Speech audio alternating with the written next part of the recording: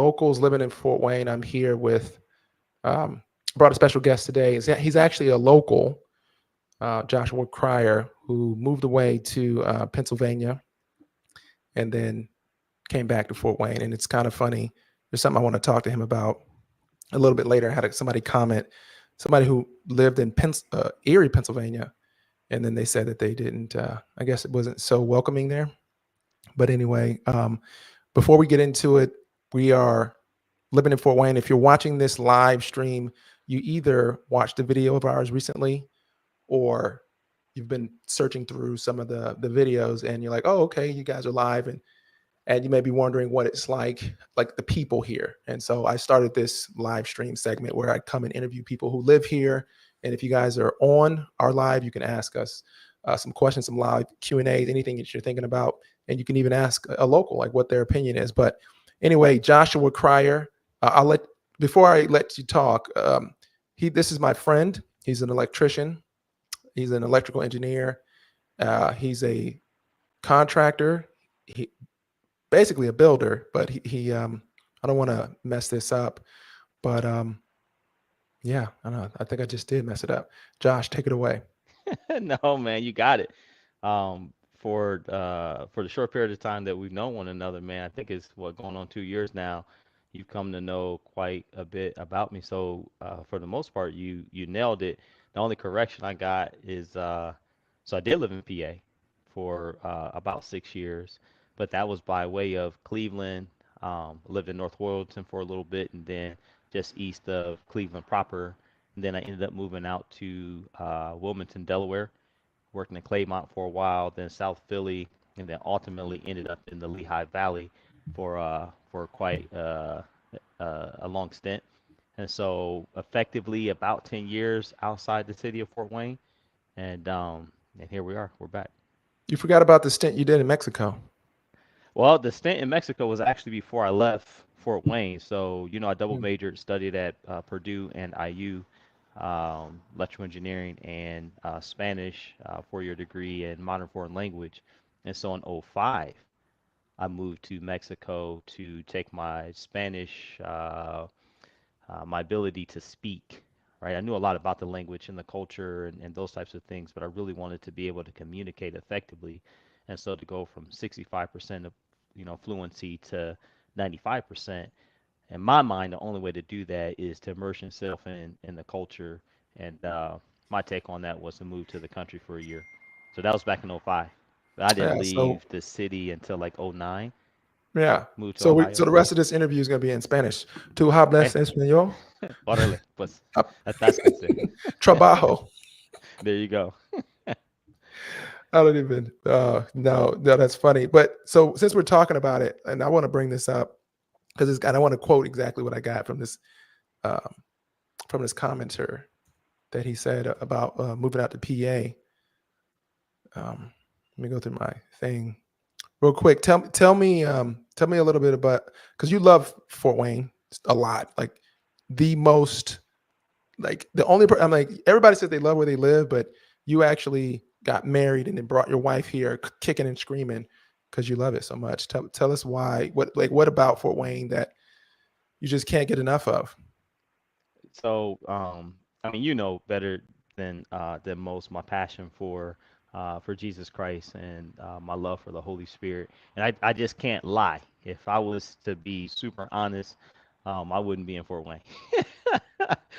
Save for the Lord, He gave me a passion, right? So when Natalie and I were looking to make our next move, we had been in the Lehigh Valley for quite some time, working for a Fortune 500 company. She was doing commercial real estate development, had been for like 18 years.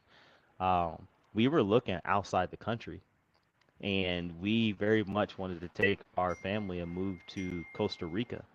I was really encouraged to get my boys started in the appreciation of another culture and to dominate Spanish at an early age. And so we were making solid traction toward doing that. But my wife went to sleep one night, had a dream.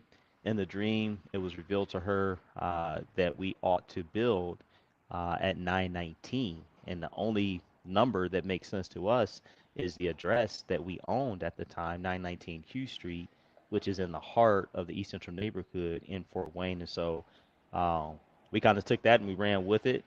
Ultimately, we both stepped away from our professional careers and started running our businesses full time, Do Work LLC, Upcycle Me Realty. And long story short, we ultimately decided to move here with a vision to rebuild our neighborhood. Um, that's really the easiest way to put it. And so initially we came here in 2018. Like you said, my wife came kicking and screaming. We returned to the Lehigh Valley. It wasn't a good fit at the time, but post COVID, we decided to go ahead and break ground and develop real estate here in the East Central neighborhood, the East Side of Fort Wayne, as some of us call it. Yeah, yeah, that's awesome. And so yeah, that's kind of how we connected. A friend that I knew was like, "Oh, you should meet with this guy, Joshua." And we just kind of I always tell that story like you were pretty you did respond because a lot of times you meet people and you're gonna catch up with them and you just never do. And then you're like, "Hey, we're gonna we're pouring the concrete over there and that the lot you bought behind 919." And I'm like, okay. And then you're like, oh, about to frame it. And I'm like, this dude is dead serious about building a house. Because a lot of people, so in real estate, before we get into some further stuff, if you're watching this for the first time, we're live streaming on Facebook, YouTube, and Instagram.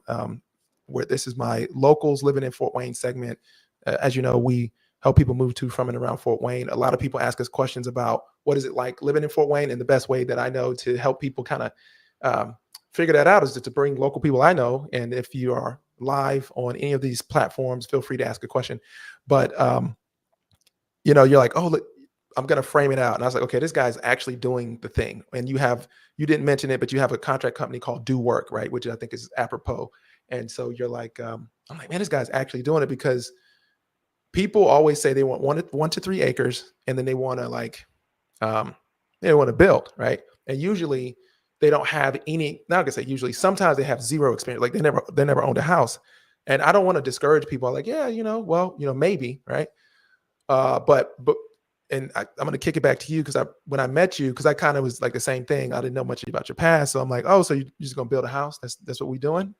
Like we just build it. And then you're like, no, we actually the house that you lived in Pennsylvania.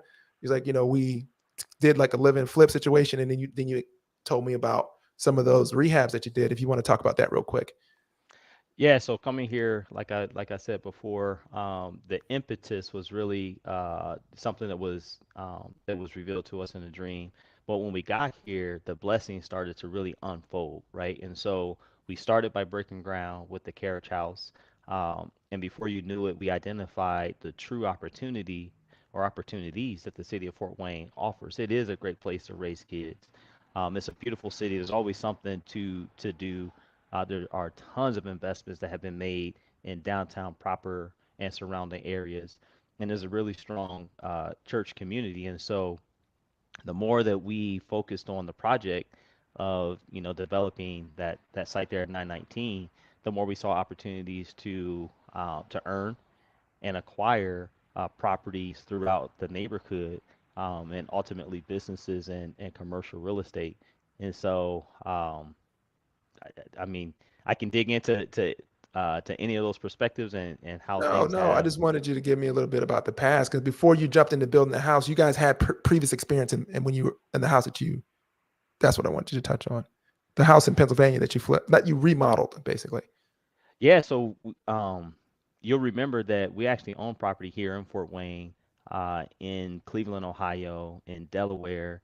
We had a full portfolio, including the home that we owned in Pennsylvania. And so that site there, we actually gutted the entire uh, building. We dropped walls. We expanded the kitchen. We rehabbed a 20,000 gallon swimming pool, and all those pictures, the videos and stuff, you'll find that stuff on our Instagram page. And so we took What's that the name of your Instagram experience. page? It beats me, man. I think it's Joshua.crier underscore. I Oh, don't follow myself, so I really don't know, but it's out there. I think it's Joshua.crier underscore on Instagram. And so we felt it appropriate, man, to take all that experience as well as the portfolio that we had built. We liquidated everything and moved to Fort Wayne and reinvested those resources here in the city. And so the hands-on experience that we got positioned us to one, do a lot of the work ourselves. And so not only did I design the electrical facilities at the carriage house, I did all of the installation there, and then just managing the contractors that we would bring on board to first design, do the architectural design and interfacing with the city to get all the appropriate permits. We were there to pour the concrete, to erect the first and second floor. Um, I got a really wild experience with the roof. That roof stands about 40 some odd feet in the air.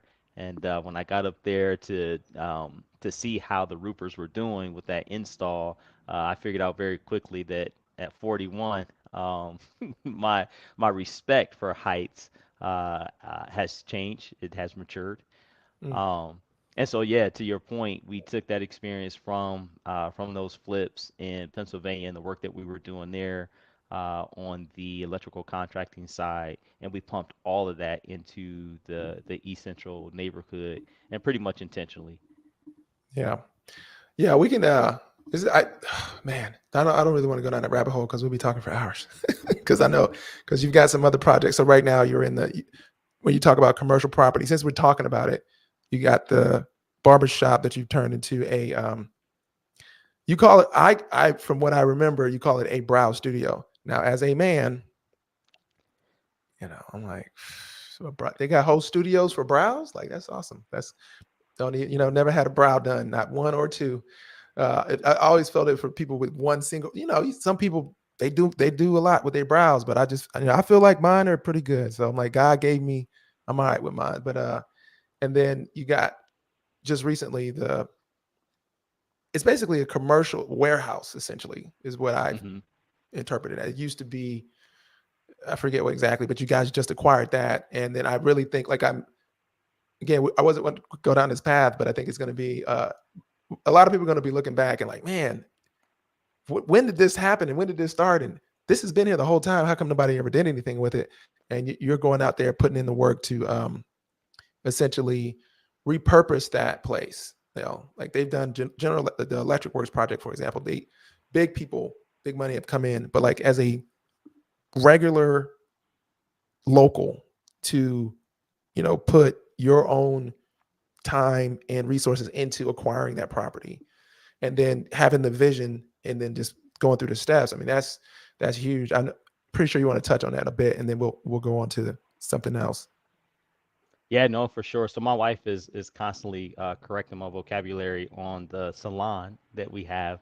I used to call it the shop, the barber shop, because it was Jesse and Sons barber shop for 60 years, right? For 6 decades. My first haircut was in this building at age 5, and my 5-year-old son has had his haircut here.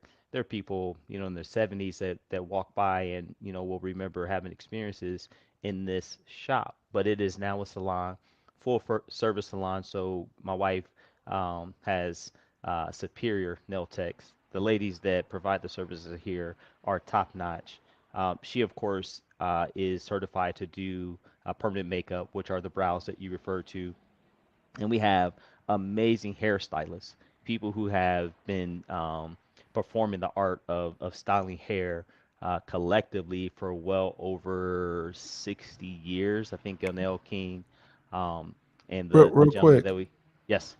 real quick. We talk about permanent. I just thought about it.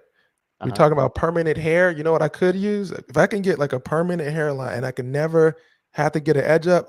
If you have Natalie just say, hell, Noye was like, man, because you know how it is, man. That it's all about the edge up for me. I don't want my brows done, but I do. If you can just make this where it's permanent, Well, I think between Darnell and all the experience that he brings up from Atlanta and Natalie, they probably could hook you up. I'm not getting that service done, but my wife is really good, man. She is. Um, so again, Nohana Brow Studio, Nohana Studio, Nohana Salon. We out here, 1401 South Hannah Street, in the heart of the East Central neighborhood. So that is a part of it. And then we also recently acquired the what used to be the Kunkel Valve company, uh, probably almost 100 years ago. It was a small smelting company here in the heart of the neighborhood. Um, it's now, like you said, it's a industrial warehouse, but we have a vision to um, transition that into off-campus housing for Indiana Tech students, as well as, and more important than that, is the objective to eliminate the food desert that we live on. So we will be bringing fresh produce, uh, meat, chicken, eggs, the things that folks really need in the heart of a neighborhood. And to be super honest, the reason why there's so much drive from a private investor, my wife and myself, our small team, is because we genuinely believe that the youth, the babies, right, 3, 5, 15, the high school students, the college students um, that live in this neighborhood, we believe that they deserve it. That's really where the passion comes from. And so that's why we think that the Lord relocated us here to be a beacon of hope, to eliminate blight, to magnetize the neighborhood, cause it to be an attraction, right, for talent, and to be a beacon of hope is literally for young folks. And so that's what we about, man. Like Toby says, we out here making purpose popular. Who's Toby? Just Toby Nwingye, come on now, you from Texas, ain't you? oh yeah, no, okay, yeah, no, gotcha. I mean, well, okay, sorry, my bad.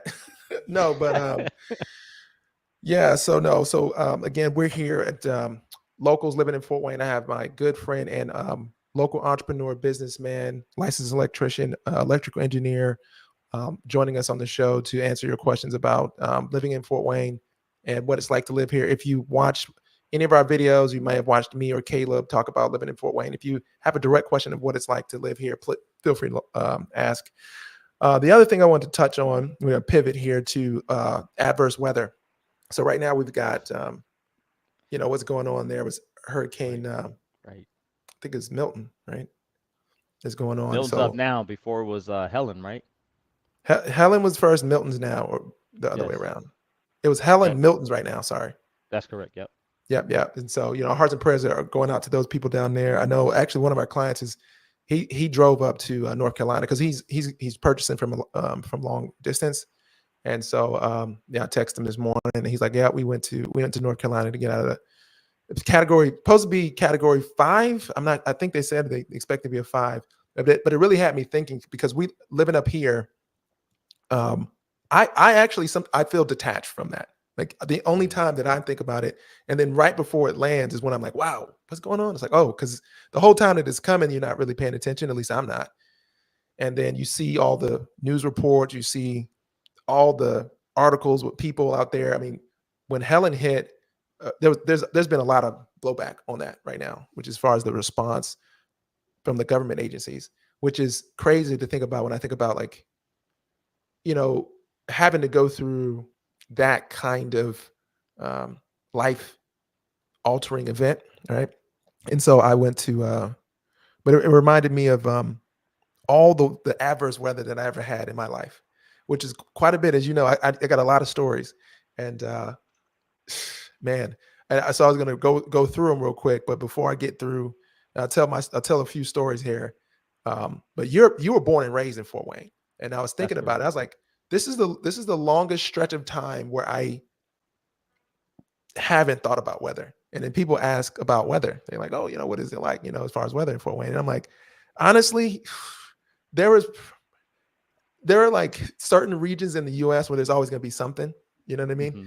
And I'm Right. like, Indiana literally, I think some people like, oh, it gets windy here. I was like, nah, not really. Not really. Like, not really compared to pretty much like it's not an issue. Like I never think about the weather.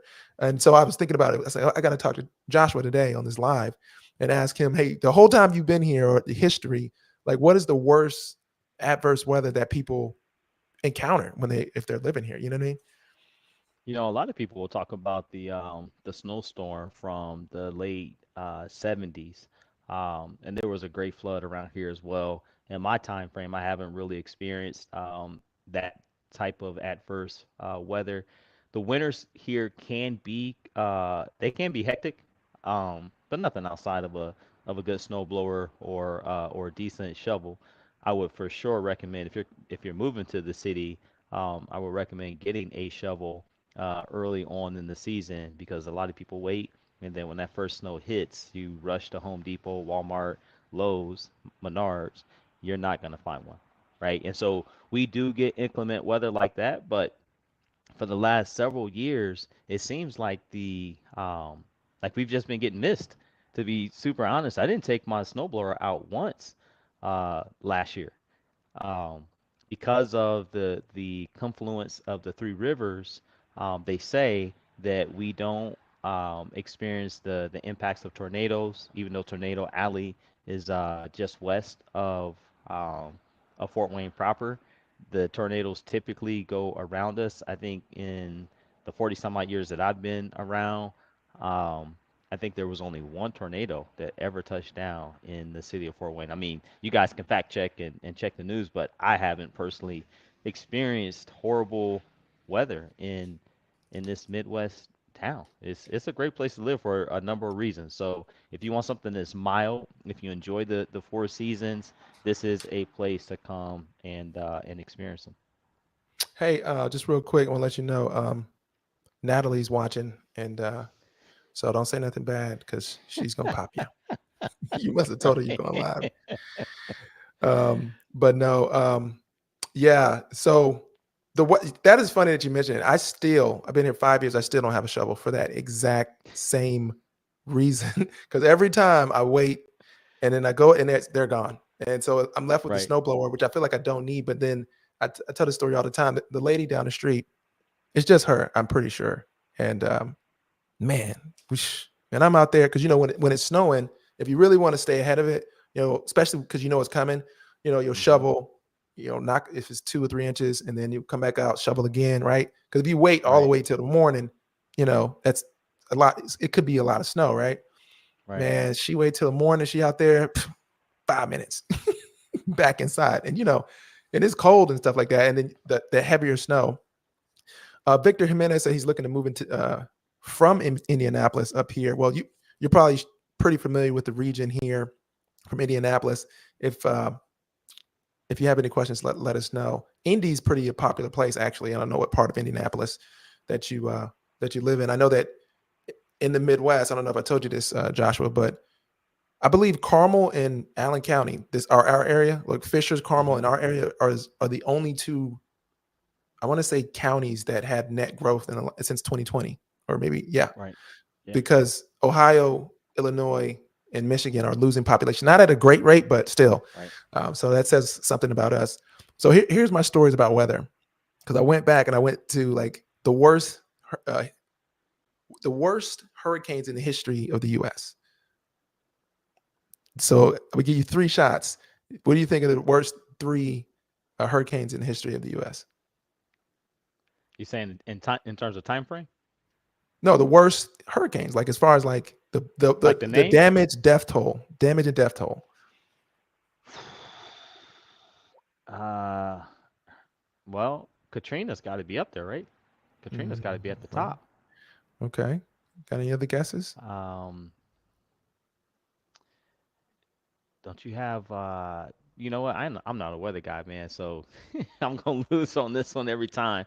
But I would guess that Hurricane Isaac wasn't Okay. that one popular in the news Okay. not too Those are long your ago? 3 guesses. So Victor All right, there you go. Jimenez, good job for Uh-huh. Victor Jimenez.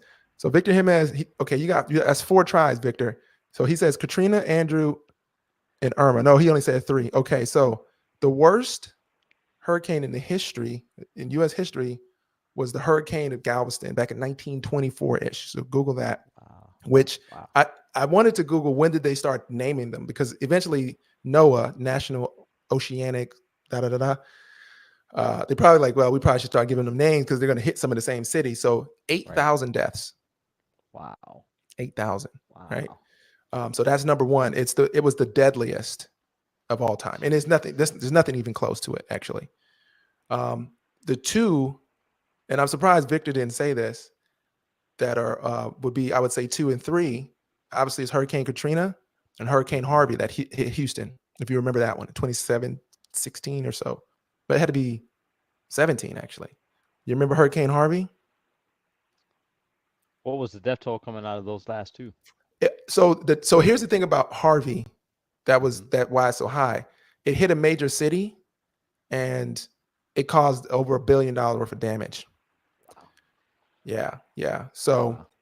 obviously Katrina was just crazy. So when it hit, like if it hits a smaller city or like you know what I mean, like it can't do as much. Not as many people live there. So here's my stories. Now I was born in Miami and I moved around a lot.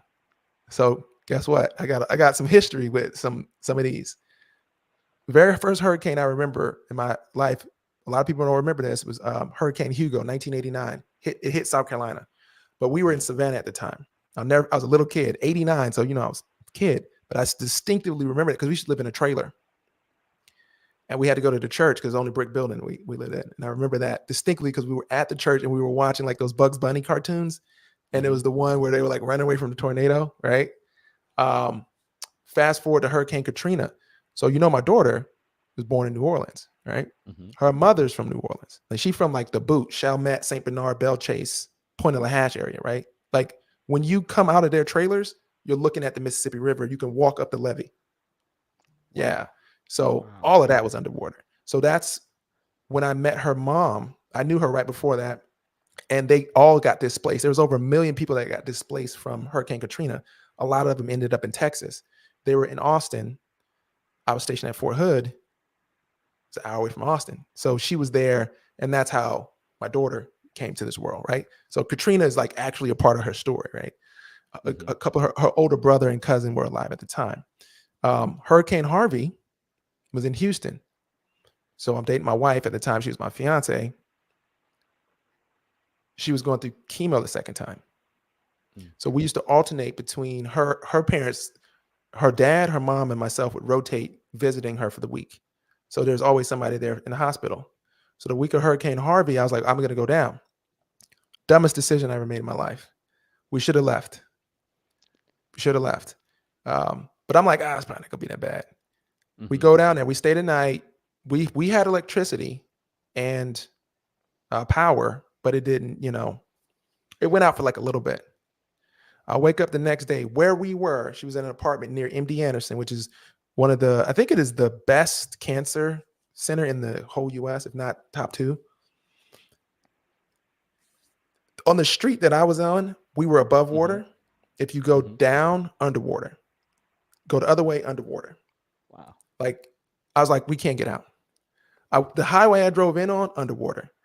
I was able, so I had a truck at the time. I had a Titan at the time. I was able to like traverse down to MD Anderson. So the hospitals, a lot of people don't know this. If the everything around the hospital is on its own electrical grid, you probably know this as an electrician.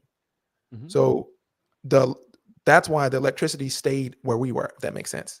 Because the hospitals they wanted to stay with power because there's older people there and all that stuff like that.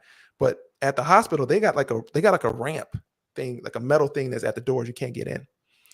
Um, so I mean, I'm not gonna go because it's getting long, but I don't know how we made it out of there. Like Wow. because it was flooded everywhere, and then we went up. I don't know how we survived because when I say underwater, I'm like if I went 100 yards this way or 100 yards that way, I'm looking down the street. All I can see is like the top of cars. You know what I mean? Like, Wow. yeah, it was crazy. So, and so when I'm thinking about it, I was like, this has been the longest stretch of time. Like I've never been in Indiana.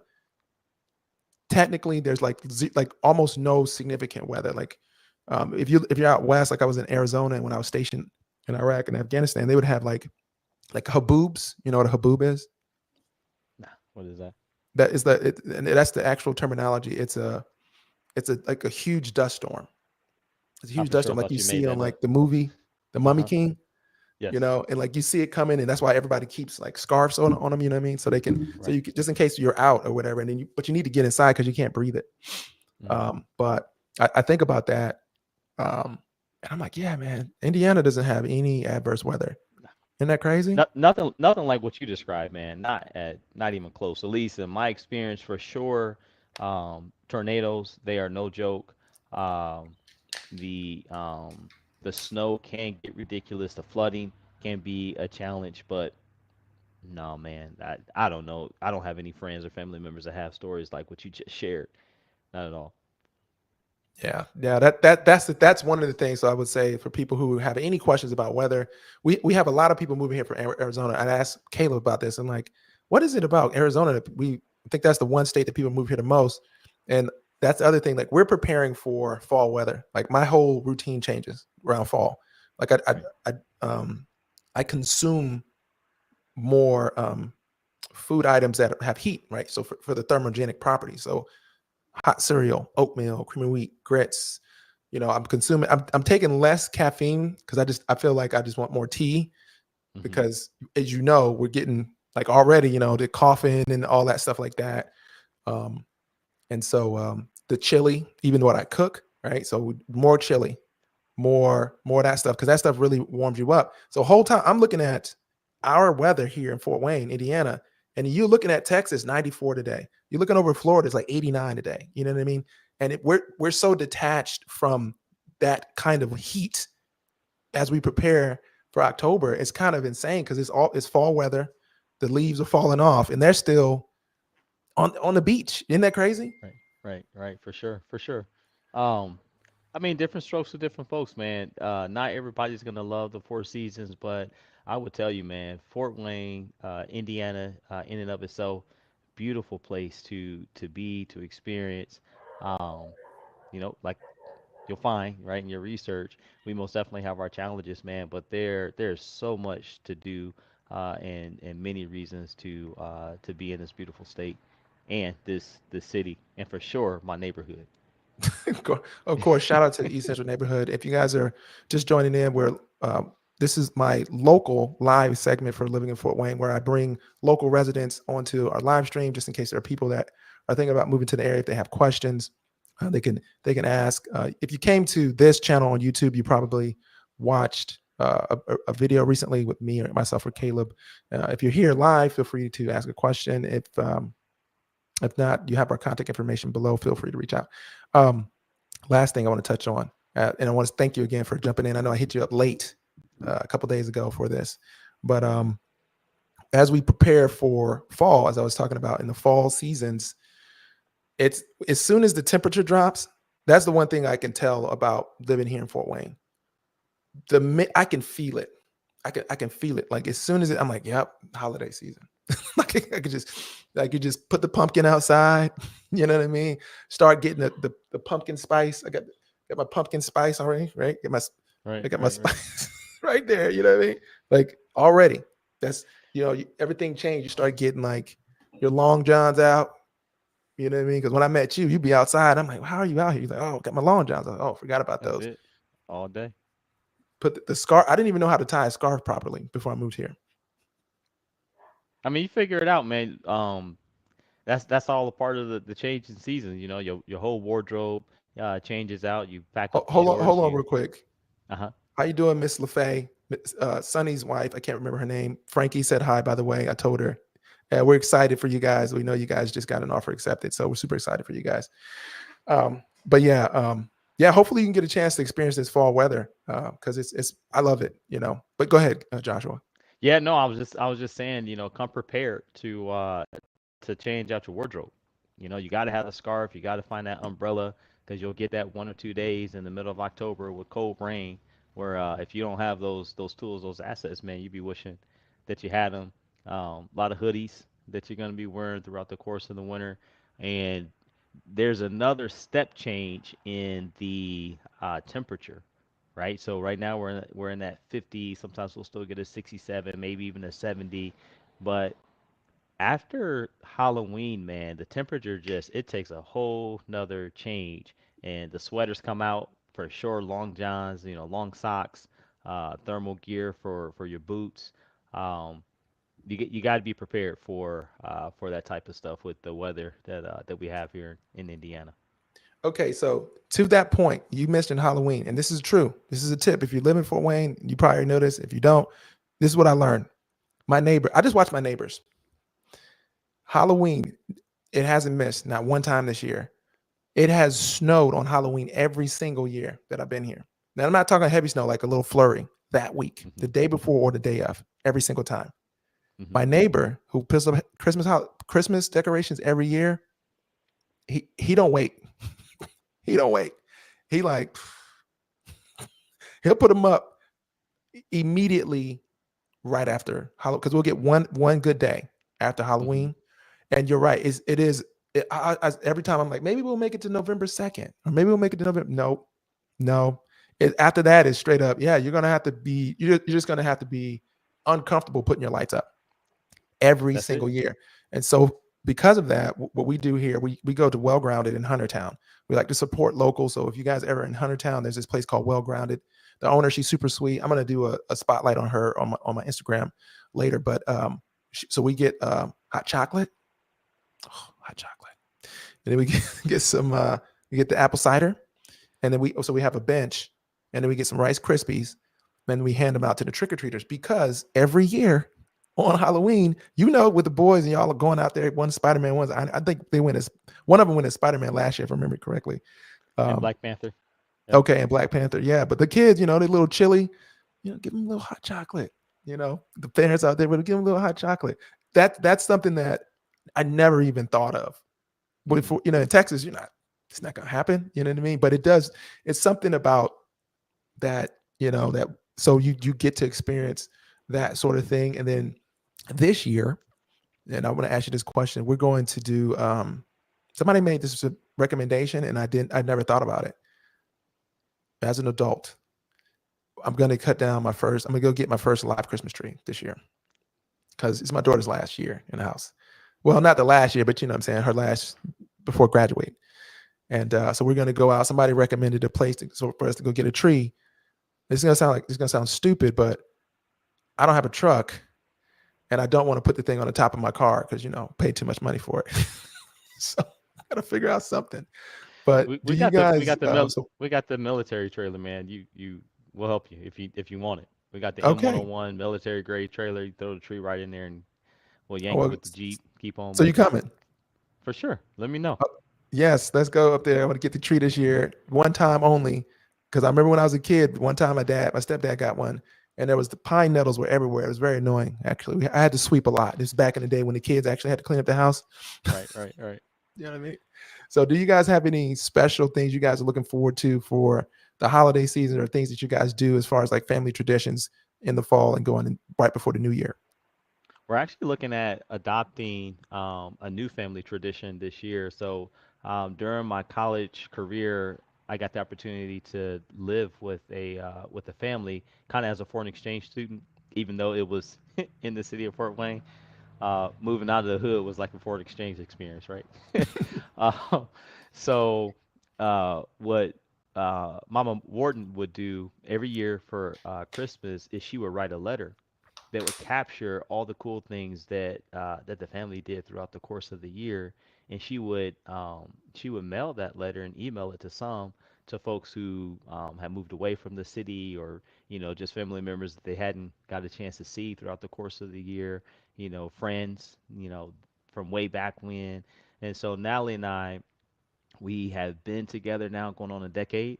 Uh, Married, I think, for 8.5 years, and so we have family in South Carolina. We have friends in Baxley, Georgia, that we just want to write something to. Kind of take a couple pictures of the family, the four kids that we have, and highlight some things that we have experienced throughout the course of the year. The penetration that we've made in the neighborhood, bringing Ohana online, working to eliminate the food desert that we live on, and just some of those unique personal experiences that you will want your grandfather, or your best man to be aware of. So new traditions, I think is probably going to be the highlight of 2024. Okay, that sounds pretty good. We tried we tried a new tradition. Uh I huh. have a teenager, so to imagine trying to start a new tradition with a teenager is tough. Right, right, right. We I like to do all the stuff I didn't get a chance to do when I was a kid. So my mother didn't celebrate Halloween. I told you this before. Mhm. So I started doing the carving pumpkins, and Mhm. so really it's now is the time. Well, not really now because the pumpkin. I learned so much moving up to Fort Wayne because it's just it's like we moved up here and it's fall weather, so Hmm. it feels more like fall. So then you do more fall like activities, if that makes sense. Right. When you're Right. in Texas, I'm like, maybe I'll get a pumpkin. It doesn't really, But so I'm like, well, if I'm gonna get a pumpkin, let me go ahead and like carve it. Well, I had to learn how to carve. So for year one, I just carved that bad boy. You ever carve a pumpkin? Man, I struggle carving the pumpkin and the turkey and all of it, but we But jump you can right build a into it. house. I can build a house all day. I'm full So wired, all of that. But turkey, pumpkin, it's a challenge. so here's the tip with the pumpkin. I didn't know this because I YouTube, man. I feel so idiot. Like without YouTube, I don't know where I would be. You got I just chop the top off. So some people say cut the bottom off because the top has a Uh-huh. stem on it, so it'll die quicker. Uh-huh. So people say cut the bottom, right? So cut the bottom, Mm-hmm. and then you take the guts out. So I'm taking the guts out, but I just take just enough to get the seeds and the yucky stuff out, right? The side that you're gonna carve, Mm-hmm. you want to go in and you want to scrape that bad boy. You want to scrape it and get it pretty thin to make it easier for when you're carving on the front side, if that makes Mm-hmm. sense. So, Yeah. because if you're making it thinner and then it makes it, but you don't want it too thin. You see what I'm saying? So you're gonna be scraping it quite a bit to get it. So you got to basically on the backside. That's number one. Number two, they don't last long. So if we carve one now, it's only gonna last a couple of days before it gets yucky. Okay. But so our that's my tip for that. I I started doing that, and then we'll normally what we're supposed to do is carve the pumpkin while we're watching Halloween movies, right? So usually it'd be like Hocus Pocus or Nightmare Before Christmas. Those are Mm-hmm. like our two go tos, and then from there maybe something else, like. So, but my daughter, she's only there for like 15 minutes. I'm going to my room, so I can't get her to stay. But so that's what we do for the Halloween, and then for Christmas, if we're in town, we do cookies. I think we do cookies. Can't remember when. I got to ask my wife, but we're big into making cookies. We're making like this big. I want the cookie jar because we have a snowman, and I want it fill up that with our custom decorated cookies that we made. And Frankie, she used to bake. She went to college for hotel restaurant management, and her thing is baking. So she's actually really good at making like decorative cookies. So that's Mm. that's fun, but little tedious, but fun. Hey, a couple things you might want to add. Hay rides tend to be really fun around here. We just took the boys to the pumpkin patch the other day. Um, chili cook-offs. The company that I work for out in North Manchester will be doing a chili cook-off here in a few days. So, kind of to your point, the fall season rolls in, and you got football, tailgating, all that good stuff. Lots of food. Going into November, into Thanksgiving, coming out of it, going into Christmas, tons of food. So, additionally, working out. At least that's my There goal, you stay go. in the I gym. was about to say, I thought you were trying to lose weight. Hey, I'm trying to maintain, maintain. Yeah. Healthy balance, man. Well, anyway, man, I Hmm. really appreciate you for coming in, joining for our live stream and being such a gracious guest on our live stream. Um, like I said, one of our clients came in, she's waved. They super excited for them. They got a really awesome property under contract, and that's pretty cool. And then again, we're hearts and prayers go out to because I think landfall is now actually. I think the hurricane landed, and For so sure. it's supposed to be crazy. Which I'm just hoping that they get through it because back to back is tough. When you go through something like that, the next day looks like the end of times. Like, you know what I mean? Like you wake up the next day, Right, the right, debris, the trees, you know what I'm saying, the right. buildings, and it just feels and the people, like people look like, it just looks like a lot of homeless people. Like, you know what I mean? But it's Mm. not people that are homeless, maybe a little bit, but if you're trying to, especially if there's a lot of water and nobody's getting dressed up, putting on their best, right? And then they're helping other people out. So everybody's kind of, dirty a little bit like that. So it doesn't look pleasant, looks Hmm. bad. So I'm Yeah, really for just sure. hoping everybody gets out of there safely and everybody, first responders and everything are okay. Yeah, for sure, man. Prayers will be up tonight. We'll continue to keep those folks up in prayer And from Fort Wayne, from the Midwest, you usually have a lot of people that will, just hop in the truck, hop on a flight and shoot down and help out. And so we'll be praying for them as well. Yeah, there's actually a lot of people that do that, which is kind of is endearing. Even in Harvey, people have their boats, their little pontoons and stuff, and they're just going around helping people. People from adjacent cities will come through, and they'll just come and try to move branches and trees. And I mean, honestly, there are people out there, believe it or not, that are like they live for that stuff, man. Like they're just prepared. Like they're just like overly prepared for everything. Like they have everything that they need, so much so that they go help others. Anyway, man. All right, man. I'm gonna catch up with you. I'll see you next week. And for the rest of you guys, thanks for tuning in and peace out. All right, now.